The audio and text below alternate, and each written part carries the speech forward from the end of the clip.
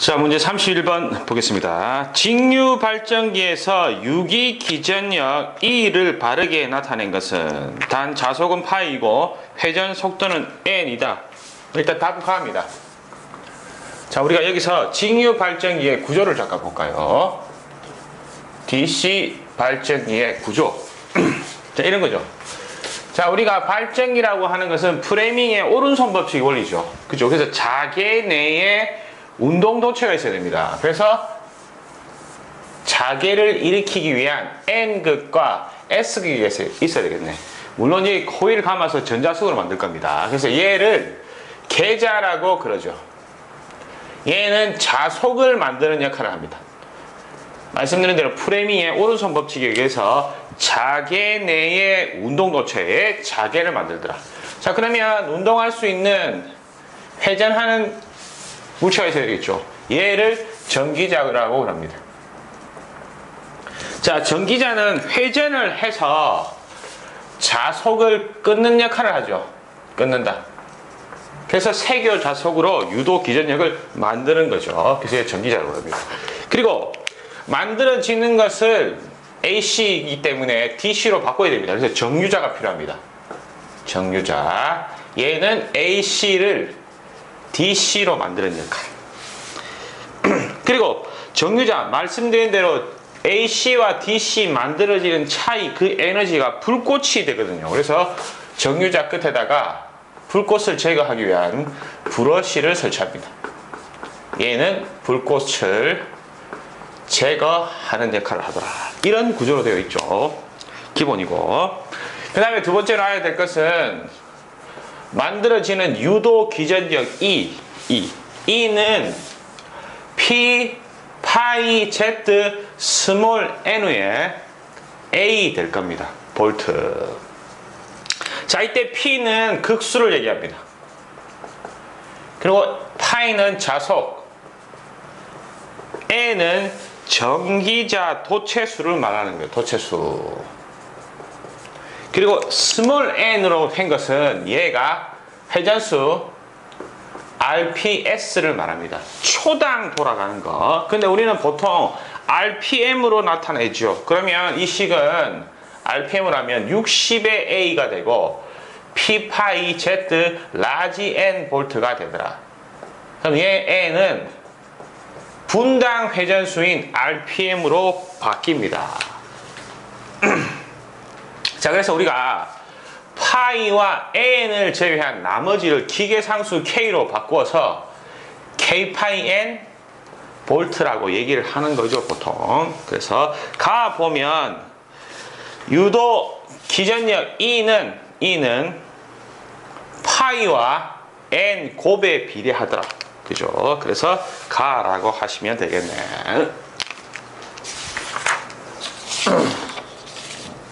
32번 봅니다. 동기 발전기를 계통에 접속하여 병렬 운전할 때 관계가 없는 것은 일단 답은 가의 전류가 되겠네요. 자, 그래서 동기 발전기의 병렬 운전 조건에 대해서 얘기하고 있습니다. 시험에 아주 많이 나옵니다.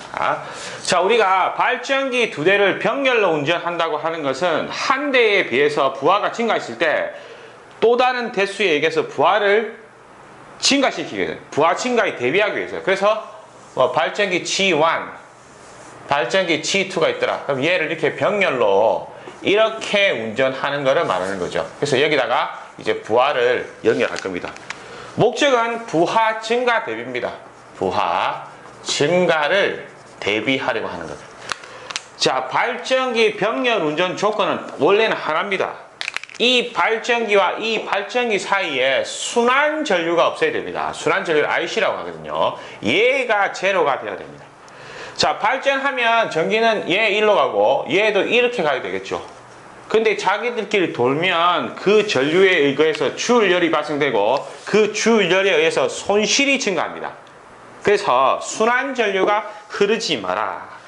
그런 조건이 이러이러한 것입니다. 첫 번째로 기전력 혹은 전압이라고 해도 되겠죠. 얘가 크기가 똑같아야 됩니다. 뭐 G1과 G2 발전기의 기전력 크기가 같아야 되더라. 만약에 이 크기가 같지 않으면 서로 무효순환 전류가 생깁니다. 쓸데없는 전류가 흐른다 이거죠. 두 번째로는 이 기전력의 위상이 같아야 돼요. 위상이 다르면 유효 순환 전류가 흐릅니다. 자, 이것을 동기화 전류라고 합니다. 자, 그리고 주파수가 또 같아야 됩니다. 세 번째로 이 기전력의 주파수 F 얘가 같아야 됩니다. 만약에 얘가 다르면 이 동기화 전류가 교대로 발생됩니다. 그래서 우리가 앞서서 좀 얘기했던 난조가 발생되더라. 시험에 잘 나오는 건 난조를 억제하는 게 제동건선이죠. 제동건선 중요하기 때문에 한번. 그 다음에 네 번째로 이 기전력의 파형이 같아야 합니다. 이 파형이 다르면 고, 조, 파, 무효 순환 전류가 흐릅니다. IC가 순환 전류입니다. 그죠? 그리고 다섯 번째로 이 기전력의 상회전 방향이 같아야 된다. 자, 얘는 이 방향 돈다. 얘도 이 방향 돈다. 그렇게 돼야 되죠. 만약에 얘 상회전 방향이 다르면 전압차가 아주 커지게 됩니다. 그래서 과대한 돌립 전류가 생기더라. 문제가 심각해지죠. 그죠?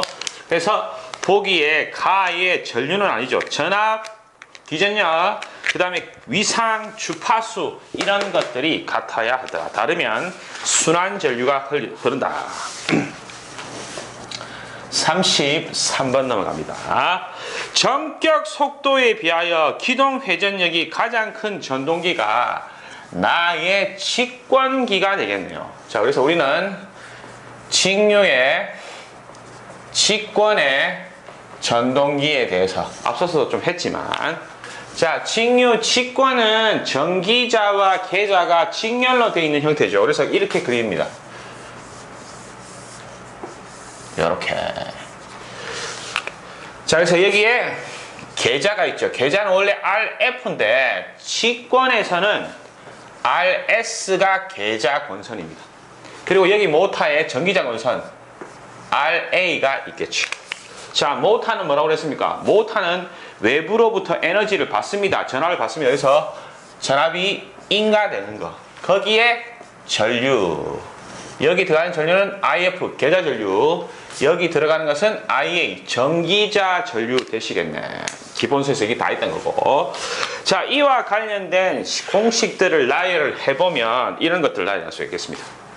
먼저 부하 전류 I와 계자 전류 IF와 전기자 전류 IA는 직렬로서 같지요. 그죠? 그리고 모타는 회전하기 시작하면 무슨 전압? 역기전력이 생깁니다. 프레밍의 오른손 법칙에 의해서 자개 내에 움직이니까 통전도체가 되어져서 역기전력이 생긴다. 자, 그때 에너지 얘 인가 받아서 V가 역기전이 생기죠. EV 생기고, 그 다음에 이 전류에 의해서 여기에 전압 강화, 여기에 전압 강화 생기죠. 그래서 I에 RS 더하기 RA만큼 전압 강화 생깁니다. 그리고 전기자 반작용 전압 강화에 브러쉬 전압 강화 있는데 얘들은 주로 생략한다라고 얘기했습니다. 그래서 이 B만 나타내면 V 빼기 I, 뭐 얘 I 해도 되고 IF 해도 되고 IA 해도 됩니다. 왜? 직렬 같으니까. 보통 IA 키웠습니다. RS 더하기 RA 될 것이더라. 넘어가면. 그리고 이 B는 K파이N이라고 그랬죠. 그죠? 그래서 속도 N은 K파이를 EB가 얘입니다. V에 IA에 RS 더하기 RA 이렇게 표현해도 되겠네. 그리고 여기서 물어보는 것은 토크는 K 파이 IA입니다. K파이. 자, 여기서 RS에 흐르는 IF가 무엇을 만듭니까?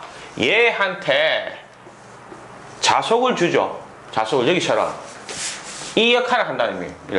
역할. 그래서 걔는 뭐 IF가 파이를 만드는 겁니다. 근데 IF는 IA하고 똑같죠. 그래서 얘는 K의 IA의 제곱과 같습니다. 그래서 얘가 기동 시의 기동 토크가 무진장 크다. 직류 직권은. 그래서 얘 전차용으로 씁니다. 전차용으로. 이 말도 시험에 자주 나오죠. 그죠? 그래서 기동 회전력은 기동 토크만 하는 거. 가장 큰 전동기는 나의 직권기가 되시겠네. 그죠?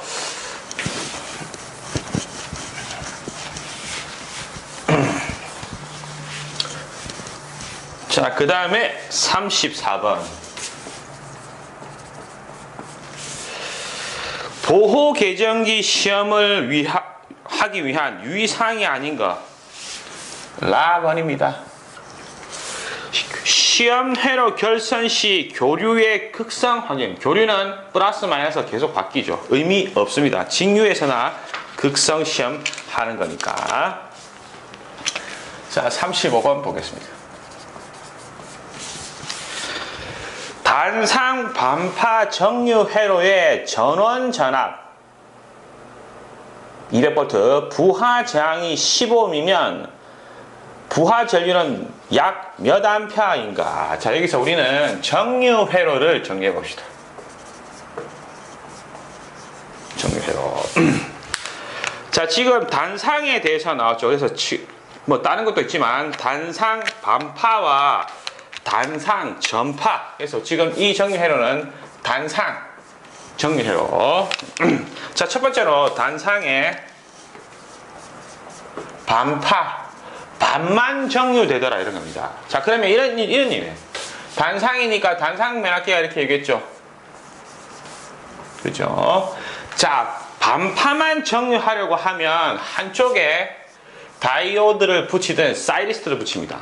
자, 아시다시피 다이오드나 사이리스트는 한 방향으로만 통용됩니다. 이 방향으로만. 다이오드도 마찬가지고 얘 사이리스트, 얘 다이오드. 이 방향으로만 통전하지 거꾸로는 통전되지 않더라. 그래서 여기다가 뭐 부하를 붙인다고 하면 자, 먼저 1차의 이 전압은 교류죠. 그래서 VAC라고 하렵니다. VAC. 그 다음에 이쪽에는 자, 여기에 파형은 어떻게 됩니까? 지금 사이리스트를 거치지 않았기 때문에 이쪽의 파형은 이렇게 들어올 겁니다. 우리가 사인파로. 그죠? 근데 이 다이오드는 이 방향으로만 통전하지 거꾸로는 통전 안 한다. 그죠? 그래서 우리가 만약에 얘가 플러스이면 요 방향이 플러스이면 요 방향으로 통전되죠. 근데 이제 교류는 이제 거꾸로 가야죠. 이렇게 마이너스. 이 방향으로는 통전하지 않습니다. 그래서 얘는 항상 얘만 나타낸다. 그죠? 그래서 한 극성만 나타나니 직류가 되었다 이 말이죠. 이때 여기 2차에 나오는 얘가 이제 직류죠. 한 극성만 나오니까 플러스면. 그래서 이 D는 얼마가 되느냐고 하면 0.45의 VAC가 됩니다. 기사 때는 이러한 수치를 유도를 하는데 기능사에서는 이러한 개념만 좀 아시고 그냥 외워두시는 게 더 낫습니다. 여기 2차에 나온 직류는 이 VAC의 0.45배라고 하는 거. 자, 그러면 만약에 여기 흐른 전류가 직류 전류죠. ID. 여기를 교류지만 사이즈때 거치면 ID가 된대. ID는 ED 나누기 저항값이 되겠네. ED는 얼마라고요? 0.45의 VAC의 R 하시면 되겠다. 자, 두 번째로 단상 전파.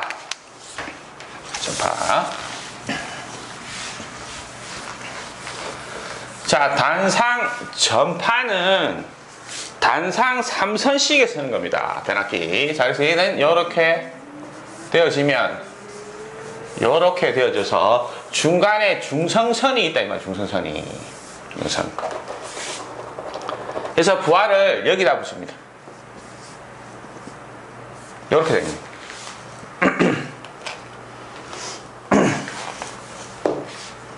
이런 식으로. 그리고 사이리스트는 여기 하나 붙이고 여기 하나 붙인다. 그죠? 얘는 뭐 한 방향으로만 간다고 그랬죠. 그래서 이쪽의 방향이 요렇게 되겠죠. 그러면 얘는 맨 처음에 이제 이쪽 부분이 이쪽 먼저. 그러면 얘는 요 방향으로 통전될 겁니다. 이 순간에 얘도 이 방향으로 갈 텐데 얘 지금 거꾸로죠. 이 방향으로 안 흐른다 이 말이죠. 그 다음 사이클은 이제 마이너스 반대로 되겠다. 이쪽으로 통전 안 되죠. 이쪽으로는 통전이 됩니다. 그래서 이 부하에 흐르는 전류는 항상 반만 되더라. 뭐 이쪽에는 이렇게 해서 위에만, 그죠? 이쪽은 오히려 반대죠. 밑에만 됩니다. 왜? 얘 요렇게 했을 때 통전, 요렇게 했을 때 통전 안 된다. 반대로 됐을 때는 통전 안 되고 얘는 또 반대로 또 통전되네. 그래서 이 두 분을 합해야 된다. 그러면 얘 더하기 얘, 잠깐만요. 그림을 잘못 그렸네. 죄송합니다. 다시. 자, 위에와 아래의 위상을, 참 착각했네. 시간이 같아야 되는데. 자, 이렇게. 여기는 시간.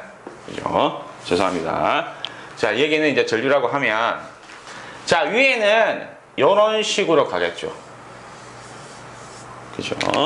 밑에는 반대로 가면 반대로. 여기에 중성이 나오니까. 얘는 요렇게 갈 겁니다. 그죠? 그래서 금방 얘기한 대로, 얘 이 순간 요렇게 할 때 얘는 통전. 얘는 이렇게 통전 안 되죠. 그 다음에 반대로 돌리면 얘는 일로 못 가니까 얘는 통전 안 되고 얘 통전 될 겁니다. 그런 식으로 얘 통전되고 통전 안 되고 그 다음에 통전되고. 그래서 두 파형을 합하면 얘 살아있고, 그럼 얘 살아있죠. 그죠? 어디 여기 이 저항에 흐르는 거니까 여기 이렇게 해서 밑에 위상이 올라가는 듯한 이런 역할을 합니다. 얘를 전파 정류라고 그러죠. 이때 전파 정류에서 얘 VAC 여기 걸리는 전압 ED라고 하면 ED는 아까 단상 반파가 0.45였죠. 그 0.45에 2배를 하면 됩니다. 0.9 VAC가 되죠. 그럼 ID는 ED에 그러니까 0.9 VAC에 저항하면 되겠네. 이 저항값. 그죠? 이런 식으로 해서 이 두 수치를 단상 반파일 때는 교류값 전압의 0.45배, 단상 전파일 때는 교류값 전압의 0.9배를 한다는 것을 외워두면 좋겠네요. 자, 그래서 문제 35번은 이런 얘기입니다. 단상 반파 전원 전압이 220이더라. 그러면 걔가 VAC입니다. 걔가 220V, 부하 저항이 15μ. 그죠? 이때 전류는 정리됐으니까 직류일 것이고 0. 단상 반파니까 45 곱하기 220에 10 이렇게 하면 되겠네요. 전원 전압이 220이 아니고 200이네요. 죄송합니다. 오늘 좀 헷갈리네. 200V. 얘가 220이 아니고 200. 그러면 계산기에 의거해서 9A가 나오겠습니다. 그래서 정답은 나번이 되시겠다. 그 다음에 36번은 조금 힘든 부분입니다. 솔직히 잘 나오지 않습니다, 솔직히. 그래서 조금 외워야 할 부분도 좀 있더라. 자, 먼저 36번을 알기 위해서는 유도 전동기의 속도 제어에 대해서 알아야 됩니다. 무슨 유도 전동기냐면 3상 유도 전동기가 인덕션 모터이기 때문에 IM 키웠습니다. IM 얘의 속도 N을 제어해보자. 자, 먼저 유도 전동기는 이런 거거든요. 고정자에다가 회전하지 않는 고정자에다가 삼상 RST를 줍니다. RST. 그러면 이 RST 자계에 의해서 회전자 안에 이제 회전하는 거, 이 회전자에 유도 전류가 발생되어져서 회전하는 거거든요. 자계 내에 통전 전류에 힘이 생기더라. 그게 프레밍의 왼손 법칙이고 전동기의 원리가 되죠. 그죠? 그런데 유도돼서 돌기 때문에 유도 손실이 있습니다. 그래서 RST에 의해서 그 회전 자계 속도 NS라고 그러죠. RST에 의한 회전 자계 속도를 우리 동기 속도라고 그러죠. 근데 회전자는 얘 유도 손실이기 때문에 얘 회전 자계만큼 못 따라갑니다. 못 따라가. 늦게 갑니다. 자, 그래서 그림으로 설명드리면 RST 회전 자계를 여기서 출발해서 이만큼 발생시켰다. 에너지를 주었다. 근데 유도가 되기 때문에 실제로 회전자는 만약에 이것밖에 못 돕니다. 못 돌아. 얘가 실제 속도인 N이죠. 그러면 중심에서 보면 이만큼 속도 차가 있겠죠. 걔가 슬립이라고 하는 겁니다. 이 속도 차가 슬립이라고 하는 거죠. 슬립 기호 S를 씁니다. S. 그 속도 차가. 그래서 슬립 S는 이러한 형태로 나타나더라. 슬립 S는 동기 속도에 대한 동기 속도 빼기 회전자 속도라고 합니다. 그죠? 그래서 넘기면 SNS는 NS 빼기 N 이렇게 되겠죠. 우리가 지금 구하는 것은 N 구하죠. 넘기고 넘기렵니다. 그럼 N은 NS 빼기 SNS. 그죠? 그러면 묶으면 NS로 묶으면 NS에 1-S. 자, 동기속도 외워야 됩니다. 동기속도는 극수에 120에다가 주파수 곱한 게 동기속도더라. 거기에 1 빼기 S. 얘가 회전하는 속도가 되겠네. 그죠? 반드시 알아야 됩니다. 그 다음에 유도 전동기는 앞서서도 얘기했지만 유도 전동기의 토크는 전압의 제곱에 비례하죠. 그죠? 자, 그래서 속도, 그리고 또 토크가 바뀌면 이 회전 속도도 또 바뀝니다. 자, 그래서 기본적으로 유도 전동기의 속도를 제어한다는 것은 주파수를 제어할 수도 있겠죠. 그리고 극수를 바꿀 수도 있습니다. 그리고 슬립을 바꿀 수도 있고 전압을 바꿀 수도 있습니다. 전압이 바뀌면 토크가 바뀌어서 회전 속도가 바뀌니까. 그죠? 이게 기본입니다. 여기에 여타 다른 방법들을 넣더라 이게죠. 얘는 계산 문제에 잘 나오기 때문에 이해를 잘 하셔야 됩니다. 자, 그래서 이것을 필두로 해서 속도를 제어하는 법은 어떻게 되느냐? 어떤 것들이 있냐? 첫 번째로 주파수 제어. 그죠? F. 두 번째로 극수 P 제어. 세 번째로 V 전압 제어. 그리고 권선형에 대해서는 2차 제어법이거든요. 2차 저항 제어. 2차 저항 제어라는 게 있습니다. 이건 또 다음에 또 한번 얘기해 드릴게요. 기본서에서 말씀드렸지만 얘는 권선형에 있습니다. 권선형. 얘의 원리는 비례추이를 가지고 한다. 다음에 한번 또 얘기할 겁니다. 비례추이로. 그리고 미음에 2차 여자법이라는 게 있습니다. 얘도 권선형에 있습니다. 얘는 회전자의 좀 어려운 얘기지만 회전자의 슬립, 주파수를 인가해서 속도를 제한하는 겁니다. 슬립 주파수 전압을 인가해서. 좀 어려운 내용이죠. 그리고 얘 여기서 잘 안 노는데 미음 비읍이죠. 종속법이라는 게 있습니다. 종속법에는 직렬 종속, 차동 종속, 뭐 병렬 종속 이런 것들이 있는데 잘 안 나오는 겁니다. 어려운 내용입니다. 자, 얘는 좀 제껴버리고 얘는 요 세 개 농형의 속도 제한하는 거. 얘 두 분은 특히 얘 비례추이 얘와 얘는 권선형의 속도 제어라는 것은 반드시 알고 있어야 됩니다. 자, 36번 문제는 이겁니다. 12극과 8극인 두 개의 유도 전동기를 종속법으로 했다. 그것도 직렬 종속법으로 했다.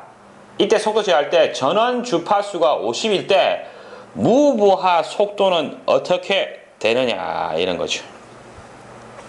자, 이거는 그냥 외워두시면 좋겠네요. 자, 종속법 중에 직렬 종속법이라는 게 있습니다.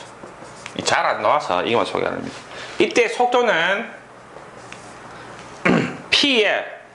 P1 더하기 P2의 120F더라. 직렬이기 때문에 더한다면 극수를.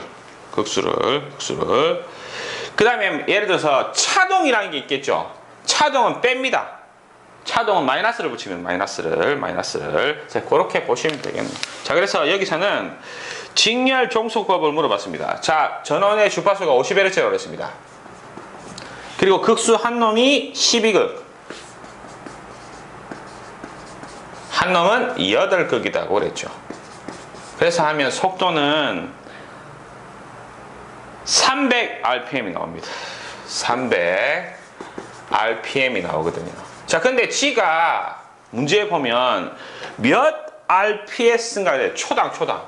분당 300이 회전되면 초당으로 하려면 이 300을 60으로 나눠야 되겠죠. 그죠? 1분은 60초니까. 그래서 답은 5rps가 됩니다. 초당. 그래서 답은 가 이렇게 되겠죠. 잘 안 나옵니다. 잘 안 나와. 쉬운 내용은 아닙니다.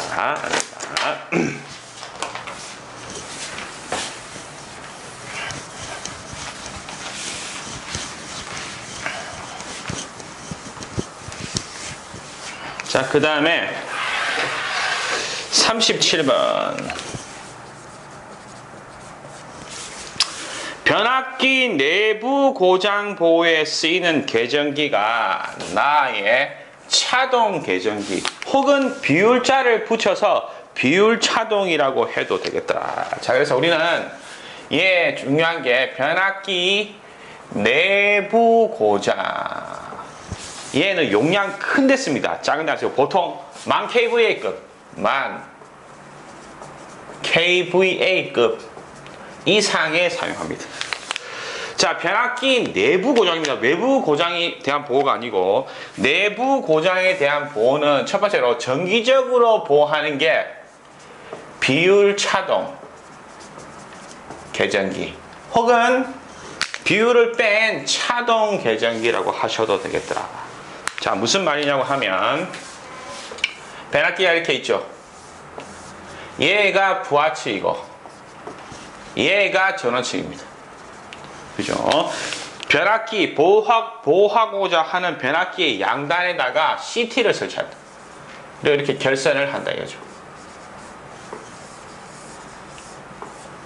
자, 가운데 있는 놈을 동작 코일이라고 합니다. 얘 두 분을 억제 코일이라고 합니다. 자, 억제 코일은 자, 우리 변압기가 무부하에서 투입되고 할 때, 그러니까 변압기가 전기 상태에서 온 하면 여자 돌립 전류 이런 게 생기거든요. 그게 따른 오동작을 막기 위해서 하는 거고, 동작 코일이 얘가 이제 동작하는 거죠. 이때 CT 전류는 이렇게 흐릅니다. 부하 전류는. 그러면 CT1, CT2, 2차측 전류 이렇게 가 있죠.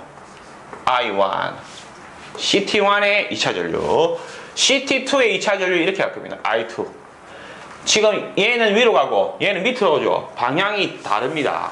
이때 I1 빼기 I2가 설정치 이상이 되었다. 그때 릴레이가 동작한다. 그러면 걔를 차동 계정기라고 부릅니다. 자, 오동작 우려가 있기 때문에 I1을 기준하든지 혹은 I2를 기준해서 I1과 I2의 차, 이 값이 설정치 이상이면 동작하더라. 그럼 얘 비율이란 말을 붙이죠. 비교했기 때문에. 그래서 얘를 차동 또는 비율 차동이라고 얘기를 합니다. 그 다음에 정기적 보호 외에 기계적으로 보호하는 게 있습니다. 두 번째로 기계적 보호. 이때는 무슨 장치를 쓰냐고 하면 부흐, 홀츠, 계정기를 씁니다. 이것과 관련해서 시험에 많이 나옵니다. 자, 변압기 안에 우리는 코일이 있죠. 자, 만약에 소용량, 그러니까 변압기 용량이 좀 작은 것, 그러면 이 절연율을 다 안 채웁니다. 얘 변압기 탱크입니다. 이게 오일 TR, OTTR. 여기에 절연율 이렇게 했죠. 자, 그러면 예를 들어서 전류가 증가되면 주열이 커지겠네. 그러면 이 전연유가 기상화합니다. 그럼 여기 상부에 압력이 올라가겠죠. 그죠? 그러다 이번에는 반대로 전류가 작아진다. 그러면 열도 작아지겠네. 그러면 기상이 다시 액상으로 됩니다. 상부의 압력이 이번엔 작아지죠. 이때 외부로부터 여기 눈에 보이지 않는 틈새로부터 공기가 유입되죠. 압이 작아졌기 때문에 공기가 유입이 되더라. 이러한 작용을 호흡작용이라고 합니다. 호흡작용. 그죠? 이때 호흡작용에 의해서 우리는 공기가 들어가는데 이 공기 내에는 뭐가 있습니까? 산소가 있죠. 이 산소가 절연율을 산화시킵니다. 그래서 절연을 떨어뜨려서 안 좋아진다 이 말이죠. 자, 그래서 대용량, 1000kVA 급은 대용량입니다. 이런 변압기에서 기계적으로 보호하기 위해서 여기 절연율을 비워두는 게 아니고 다 채웁니다. 자, 만약에 이렇게 놔두어 버리면 전류가 커지면 열 때문에 물리적으로 폭발하거든요. 자, 그래서 그러면 안 되기 때문에 여기에 배관을 연결합니다. 그리고 이 배관 내부터 여기 이 상부까지 이렇게 기름을 다 채웁니다. 이때 얘를 컨서베이터라고 합니다. 자, 그러면 전류가 증가되고 줄어들면서 호흡작용이 여기서 발생하겠죠. 그래서 이 컨서베이터 설치하고 얘의 밀폐를 크게 합니다. 밀폐를. 전체 밀폐 크게 하는 것보다. 그죠? 호흡작용을 막기 위해서. 이때 부홀즈 계정기는 여기다 설치하자. 부호, 홀즈, 계정기를 릴레이라고 한다고 그랬습니다. 여기다 설치하자. 그죠? 부홀즈 계정기 설치 위치 잘 물어봅니다. 얘 OTTR 주탱크입니다. 부홀즈 계정기 설치 위치는 주탱크에서 컨서, 베이터 사이에 설치한다. 자, 부홀즈 계정기는 뭐냐 하면 얘가 온도가, 그러니까 전류가 커져서 온도가 올라가면 증기가 급격히 생겨서 유속을 가지죠. 그 유속으로 스위치를 때립니다. 그러면서 계정기를 동작시키는 것. 그러한 계정기가 부홀즈 계정기더라. 그렇죠? 그래서 반드시 정기적으로는 비율 차동 혹은 차동, 기계적으로는 부홀즈라고 하는 것을 반드시 이해하셔야 되겠습니다. 38번. 삼상유도 전동기 최고 속도는 우리나라에서는 몇 RPM인가? 자, 아까 했었죠.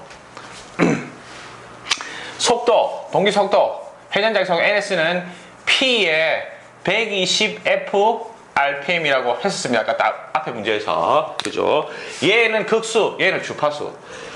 자, 우리가 극수가 작을수록 회전 속도는 커집니다. 자, 그래서 극수 최소의 극은 양극이 돼야 되기 때문에 이극이 최소입니다. 이극이. 그리고 우리나라 주파수는 60Hz죠. 국내 표준 정해진 거.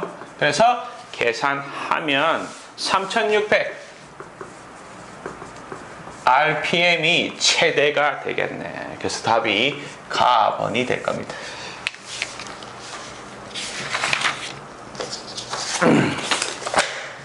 39번입니다. 동기 전동기의 자기 기동에서 계좌 권선을 단락시키는 이유는, 자, 계좌 권선을 단락하는 이유는 다처럼 고전압에 의한 절연 파괴의 위험을 방지하기 위해서죠. 자, 우리가 유도 전동기, 동기 전동기 동기 전동기의 기동법. 동기 전동기는 동기 속도 회전 시에만 자속을 끊기 때문에 그때만 그 회전 토크가 생깁니다. 자, 그래서 얘는 자기 스스로 회전하지 못하기 때문에 어떻게든 동기 속도까지 속도를 올려야 됩니다. 자, 그래서 자기동법이라는 게 있다. 원래는 스스로 기동하지 못합니다. 근데 말은 자기동법이라 하는데 얘는 회전자에다가 제동 권선을 설치합니다. 이때 이 회전자에 유도 전류를 만들어서 마치 유도 전동기처럼 회전합니다. 그래서 외부에 별다른 기동 장치가 없으니까 자기동법이라고 합니다. 이때에 유도되기 때문에 계좌 권선은 어떠한 저항체를 가진 채로 단락시켜 놓습니다. 이어놓는다 말이죠. 자, 그러면 그때 유도된 그 전압에 의한 전류를 이 저항체가 흡수를 합니다. 그래서 절연 파괴를 막다라고 하는 거죠. 혹은 두 번째로는, 기동법 두 번째로는 기동 전동기법이 있습니다. 전동기는 DC 모터 또는 유도 전동기, 얘를 쓰죠. 그 다음에 좀 어렵지만 저주파 기동법이 있다라고 하는 거, 그죠? 그래서 이 문제는 자주 나오는데, 하여튼 고전압에 의한 유도 절연 파괴를 방지하더라고 좀 알아두시면 좋겠습니다. 문제 40번. 엘리베이터 장치, 승강기대에 사용하는 전등 및 전기 기계 기구에 사용할 수 있는 최대 전압은 외웁니다. 다의 400V 미만입니다. 자, 우리가 엘리베이터라든지 덤웨이터라고 그러죠. 이런 것들, 반송 설비들, 이런 것들 승강로 내에 있는 옥내 배선의 전압은 400V 미만으로 써야 합니다.